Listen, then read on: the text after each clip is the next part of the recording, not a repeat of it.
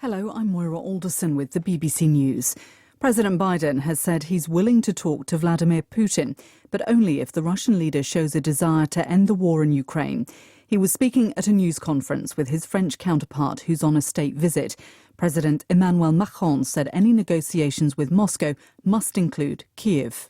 We will never urge the Ukrainians to make a compromise which will not be acceptable for them, because it will never build a sustainable peace.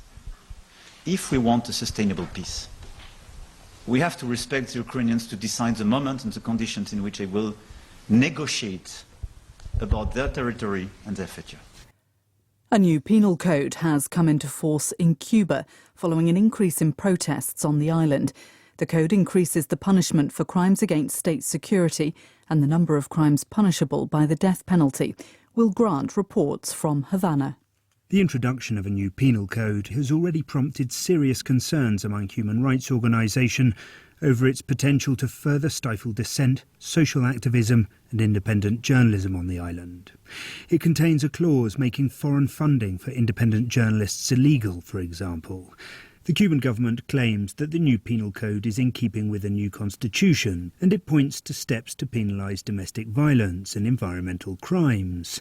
However, several other crimes, in particular those considered by the state to be attempts to bring its communist system down altogether, could now receive the death penalty. Will Grant reporting. The South African President Cyril Ramaphosa is facing mounting questions about his future after an inquiry found evidence he may have committed misconduct. He's been consulting colleagues in the governing ANC after postponing an expected address to the nation.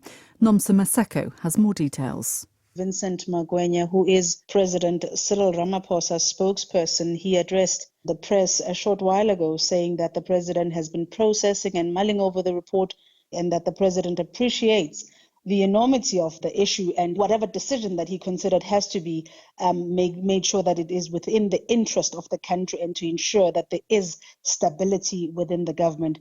But Vincent Magwenya telling us that all options are on the table. A ceasefire appears to be collapsing in the Democratic Republic of Congo following the resumption of fighting and reports of a massacre. The army accused M23 rebels of killing about 50 civilians in the eastern town of Kashishe. The Iranian President Ebrahim Raisi has travelled to one of the main centres of anti-government protest, which he once again suggested were being orchestrated by Iran's enemies. The Kurdistan province is where Mahsa Amini came from. Her death in the custody of the morality police triggered the protest movement. BBC News. The US Supreme Court says it will hear an appeal by the Biden administration to reinstate the cancellation of billions of dollars worth of student debt. President Biden's flagship plan has been blocked by lower courts following legal action in Republican-controlled states. 3 members of Quebec's Assembly in Canada have been barred from the chamber for refusing to take an oath of allegiance to King Charles. The Speaker said the ban on the Parti Québécois legislators was final. Social media video from Spain appears to show a novel method of transport for African migrants trying to enter the EU. On Thursday, a paraglider drifted over the border fence that separates Morocco from the Spanish territory of Melilla. Spanish police have not caught or identified the illegal entrant. The 1975 Belgian film Jeanne Dielman has been chosen by a poll of cinema critics and commentators as the greatest film ever. Chantal Akerman, who died 7 years ago, is the first female director to top the poll, which takes place every 10 years. Vincent Dowd reports. Since the poll in Britain's Sight and Sound magazine began in 1952, top place has gone to just 2 films, Citizen Kane and then last time Vertigo. The French-language Jeanne Dielman is a very different, non-commercial winner. It would now be called slow cinema and observes over 3 hours what appears the uneventful life of a Belgian widow. The magazine doubled the number of those voting and approached groups previously ignored. That's meant a very different take on what classic cinema is.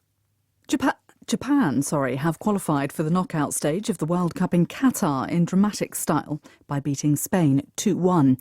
Spain also go through, but the result means that Germany are out of the tournament despite beating Costa Rica. BBC News.